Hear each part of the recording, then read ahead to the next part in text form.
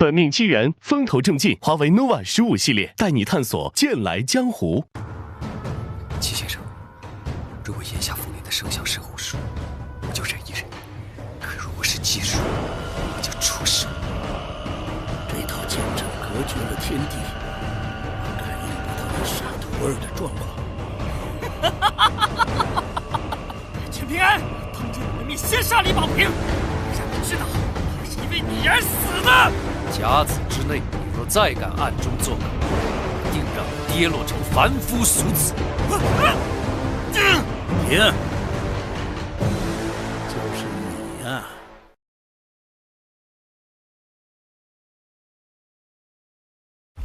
小叔叔，咱们后面有个鬼。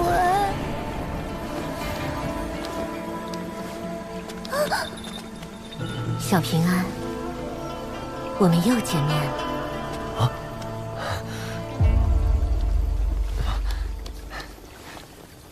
放心，神仙姐姐是自己人，她是小宝平，齐先生的弟子。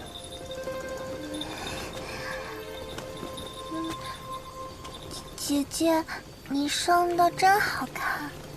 是的，比你好看多了。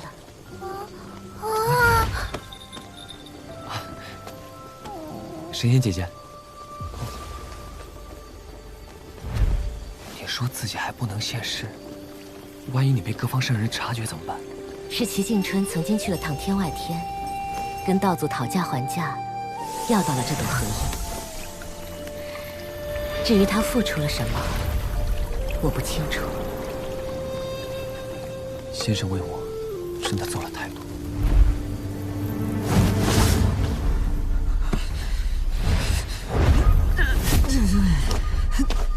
老头子，你怎么会在这儿？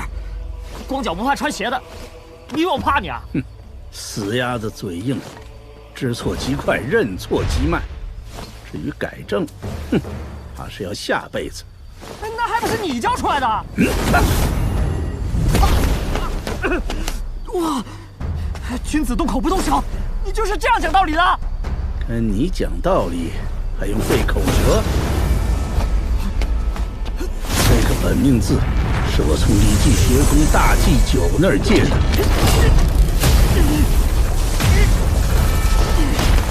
你还好意思说这些？你最寄予希望的齐景春死了，马上那个丑货判了，还要信佛的，干脆消失了。而我崔产沦落到这步田地，还不是拜你所赐？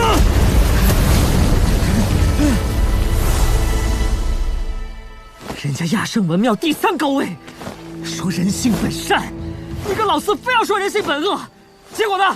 人家活得好好的，你怎么就一个劲死翘翘了？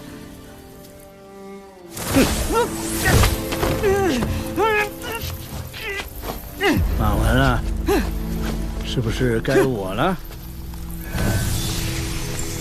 ？3、4之争，我愿赌服输，自求功德林。直到你们师兄弟手足相残，小七又力扛天道，我为了破开誓言，放弃那一副身躯皮囊，只以神魂游走天地间，可最终还是来晚了。要不是为了齐静春，你怎么舍得放弃你的诸多神通？我问你，齐静春下棋是谁教的？老子！我教过你，与人讲道理，哪怕是吵架，甚至是大道辩论，都要心平气和。是我教的。齐静春他下棋没悟性，输几次就不下。那你的棋又是谁教的？老子！你知不知道，齐静春学会了下棋，很快就下赢了我。小七私底下和我说，你是真喜欢下棋，就是胜负心太重，他又不愿骗你，所以干脆不下了。那又如何？他一直很敬重你这个大师兄，之所以在大理创办山崖书院，本就是为了帮你。过，马占的背叛可能比你摧残的谋划更让小七失望吧。马占这种人，为了点虚头名利就甘心做别人的棋子，该死！老头子，当初你给齐静春的临别赠言，绝不可以以轻取之于蓝而轻于蓝，但你给了马占什么？天地生君子，君子理天地。可惜了。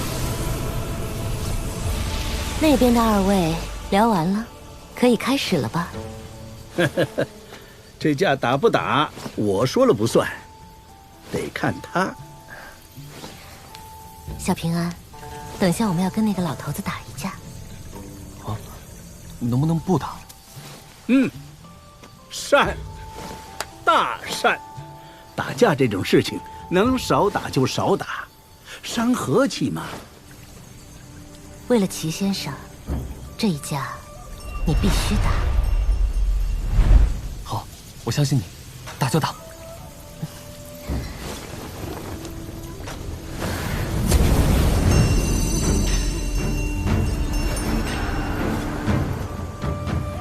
这脾气还真和小齐有几分像，不打不相识也好。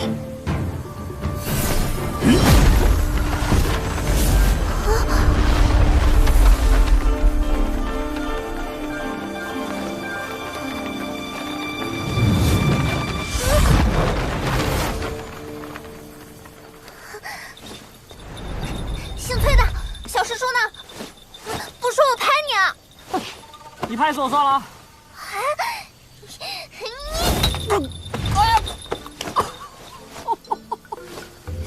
这日子没法过了，怎么谁都敢欺负老子？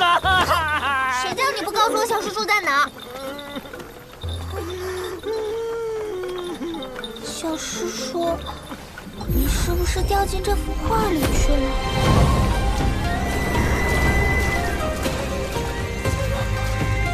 不用担心，这里既是在山河画卷里，也在文圣的意识之中。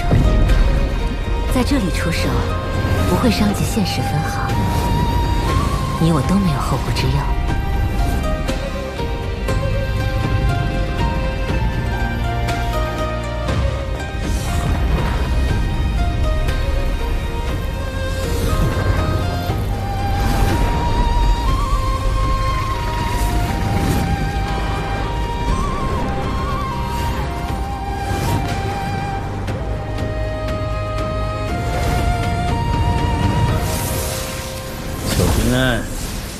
知道我们为什么要打这一架吗？齐静春赠你那枚玉簪，是代师收徒，让你做我的关门弟子。我和那位前辈就琢磨出场架，看看你的根骨心性究竟如何。大道之争，百家争鸣，热闹是热闹，结果又如何？世道果真变好了吗？哎，一言难尽，不提也罢。究竟三教分赃不均，还是你们浩然内部正邪对峙？儒家道统内部，自然算不得清澈见底。可我儒家先贤为此付出无数心血，故而始终本正言清，你绝不可一言否决。老家伙，别得了便宜还卖乖，这么拖着毫无意义。老，我哪能和你比啊？我记下了。真以为我打架不行啊？那只是对比我吵架的本事。哼，我会让你们输得心服口服。你们练剑之人总喜欢仗剑开山，说些什么搬山倒海的怪话。那我就凭借此山，让你们知难而退。小平安，我观想入画的这座碎山，乃中土神州五岳之最，虽不是现实，却近乎与现实无异。想劈开这座碎山，比登天还难。要是没把握，大可知难而退，不丢人的。搬出这座山来御敌，未免有些胜之不武了。要认输的话，我听着呢。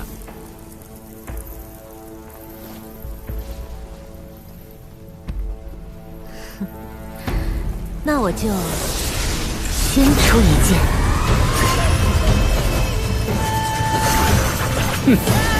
不兴这样耍赖。那场天崩地裂的登天大战之后，剑修沦为刑徒，妖族被驱逐蛮夷，浩然天下建起9座雄镇楼，齐青牛的小道士远去清明，剑出矗立于天地间的白玉京。悠悠岁月一晃而逝，如今世人却不知天下剑术皆从天上来。这是一剑，极小的一剑。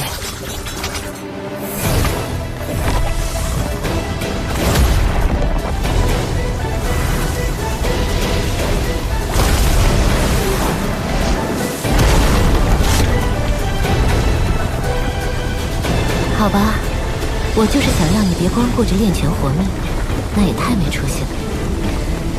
你的志向怎么可能只有这么点大？你想想，你是谁？陈平安。除了是陈平安，还是我的主人呢。好嘛，之前着急得很，现在不急了。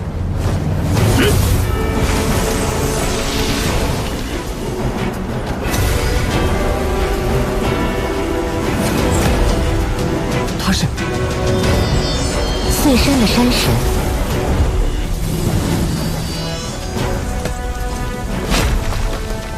陈平安，如果山岳挡住了你的大道，该怎么做？翻过去。那如果你手中有了剑呢？那就开山而行。对，开山而行。接下来我会恢复真身，你全力出剑即可。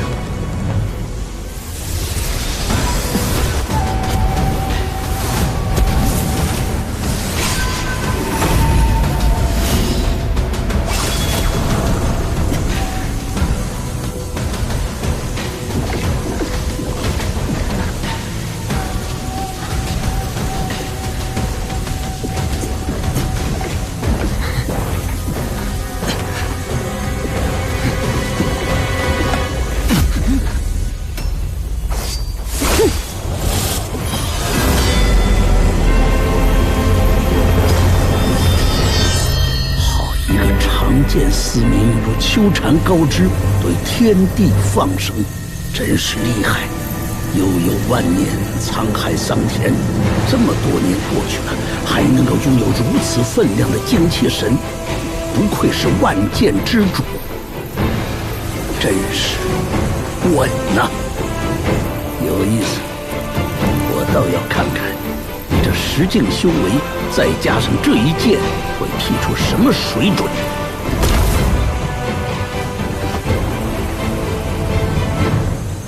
在这里出剑，文生会给你一点额外的待遇，你会暂时拥有类似10境炼气士的修为。当然，这是假象，但却是极其真实的假象。10境，不用着急，你现在即将突破金丹境，来到炼气士第10境的元婴境，先慢慢感受、适应10境炼气士的感觉。所谓的剑术招式，不过就是那么几种。变不出太多花样来。炼气是炼气，养炼合一，孕育出来的剑意却有千千万，而剑气长短取决于体魄气腑的开拓境况。挖掘的越多越深，自然胜别人100倍1000倍。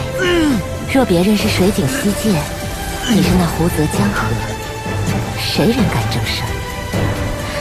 听懂了吗，主人？懂了，那不知道如何去做。主人，无论前方是山川海域，还是妖魔神鬼，你只需记住：天大地大，唯有一剑。唯有一剑。这气势，想要劈开这座山，还差点意思嘛！这副飞剑帖，乃远古剑仙以充沛剑气刻就。也左右那小子与你一般，尚未正式学剑，一看便拿住了6个。习剑天赋资质如何，必干剑影，能拿5个字，必成陆地剑仙。陈平安，且看你习剑根骨如何。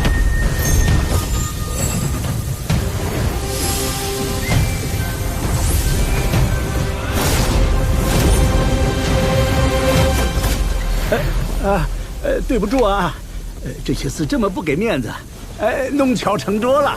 无妨，那几个字看不上我不奇怪，而且我也不想要他们。真的，练拳的时候一直有种感觉，就是练到最后出拳会很快，甚至觉得是最快。所以相信我，接下来这一剑会很快，一定会很快。这口气真像小七当年。都说10年磨一剑，陈平安，你手里那把剑得有。来，这一剑再不递出来，黄花菜都要凉了。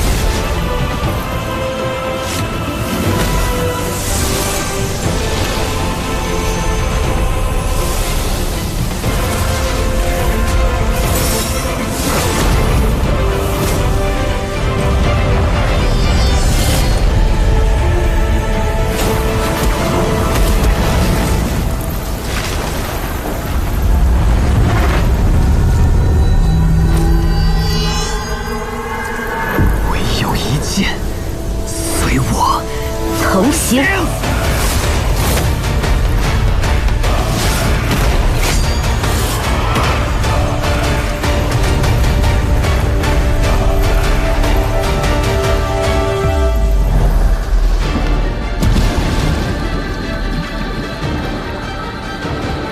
10000年了。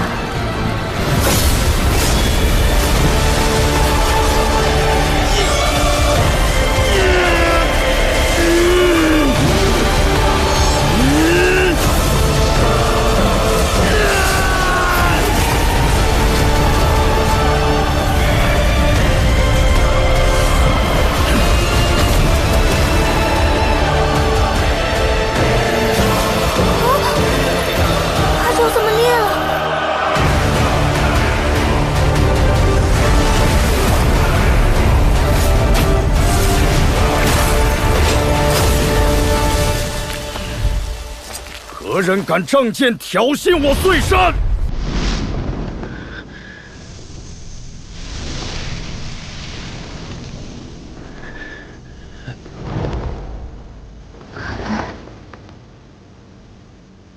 娘亲，我认识了一位神仙姐姐，她笑起来的时候，跟你可像了。心境所在，即为心湖。小平安，这一切便是你的心境本相。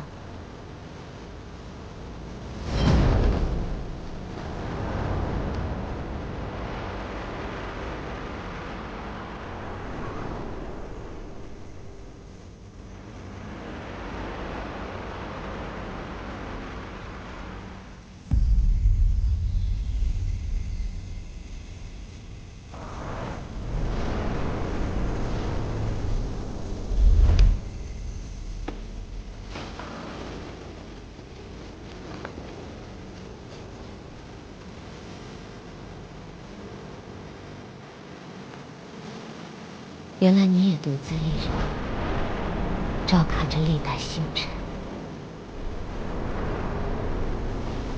走了这么远的路，累不累？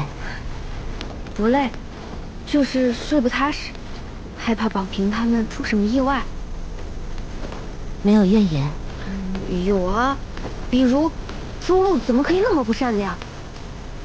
那个女鬼，只因爱恨就害死了那么多书生。还会有烦心事，你爱不爱读书，怎么劝都不听。还有他们吃过了山珍海味，就不爱吃我煮的饭菜。我得照顾他们，所以钓鱼就不能挑时候。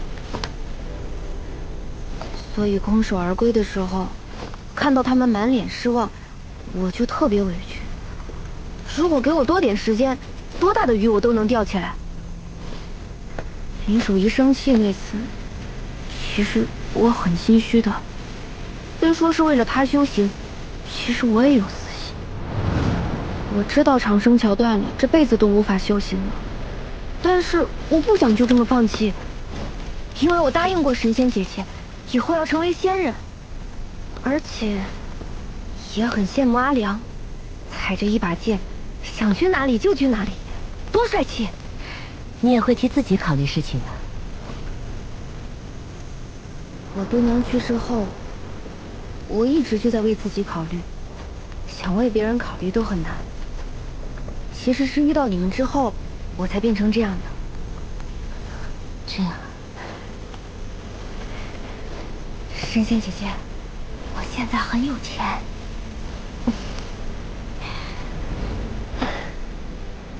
神仙姐姐，你这样我会不好意思啊。知道了，以后当着某位姑娘的面，我肯定不会这么放肆的。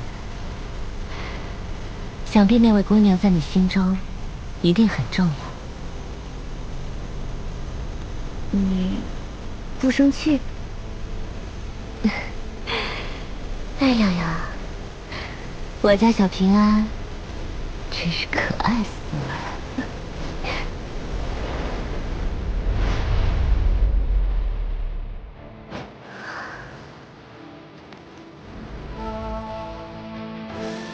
哎呀呀，好像这一剑也比较一般吧。老兄台，6000年来，第一次有人胆敢仗剑挑衅我碎山。我这就是假象，雷声大雨点小，对你那边又不会有什么影响。你他娘的装什么蒜？那一剑直接破开护山大阵，砍到老子的碎山去了。现在整个中土神州都在议论，以为牛鼻子到老二那边又在暗示什么。这么猛啊！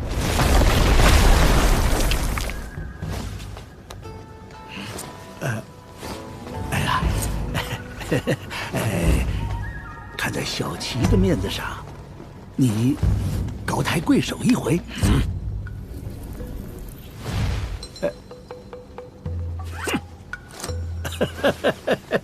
哎呀，你这家伙呀，就是喜欢端架子。咱俩什么交情啊？当年你去偷窥那位山神娘娘，要不是我跟她讲了3天3夜的圣贤道理，你这张老脸早就……闭嘴！我不听。她身上的气息很有渊源，是何方神圣？这个老姑娘脾气不好，我劝你别惹她。不过你瞧，那个少年，是小七帮我收的关门弟子，不错吧？不是齐静春疯了，就是你瞎了。哼，读书人的事情，你个大老粗懂个屁呀！哎，先别走，我还有一事相求。哎呀，芝麻绿豆大点的事儿，你别怕嘛。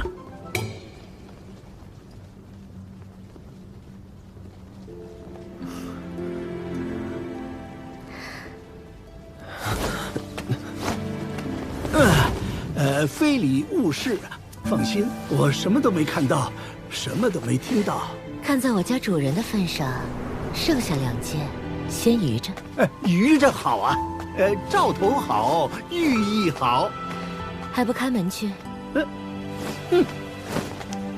还会笑了。当初那些被你砍得半死的大佬，要是亲眼瞧见，不把眼珠子瞪出来。神仙姐姐，我那一剑是不是很差劲？那座大山好像动也没动。是不是我练剑天赋很一般，拖后腿了？原本在这画卷中，再大的动静也牵扯不到外头。而你这一剑有些不同寻常，破开了画卷，披上了真碎闪。那你会不会因此受影响？这些烂摊子，老秀才会去收拾。不过，因为你那一剑，这只荷叶支撑不了太久，我得走了。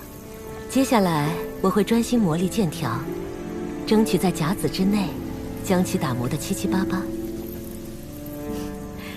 你就不好奇，我为何不帮你修复长生桥，让你顺利走上修行之路？我想过，但忍住了。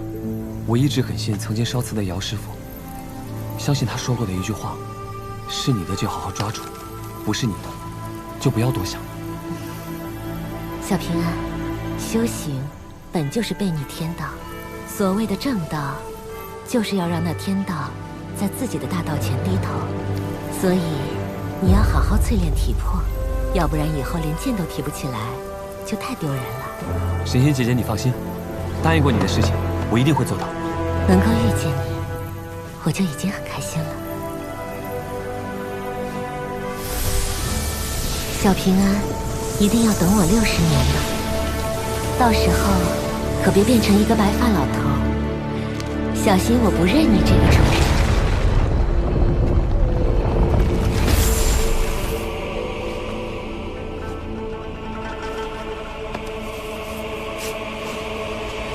天行健，君子以自强不息。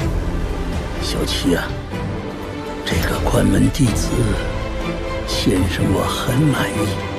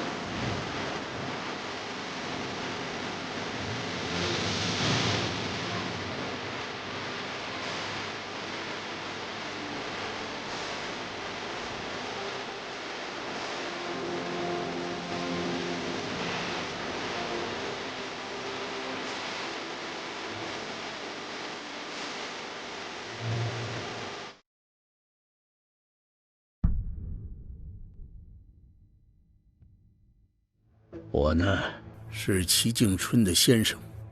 这亦是无上神通，老头子竟能信手拈来。崔产走错路，过大半在我。老先生说的很多道理，我觉得很对。道理在书上，做人在书外。陈平安，你愿不愿意做我的弟子啊？怕别人失望就答应了别人，那才会真的令别人失望。老先生坐而论道，少年郎起而行之。走喽。小师叔呢？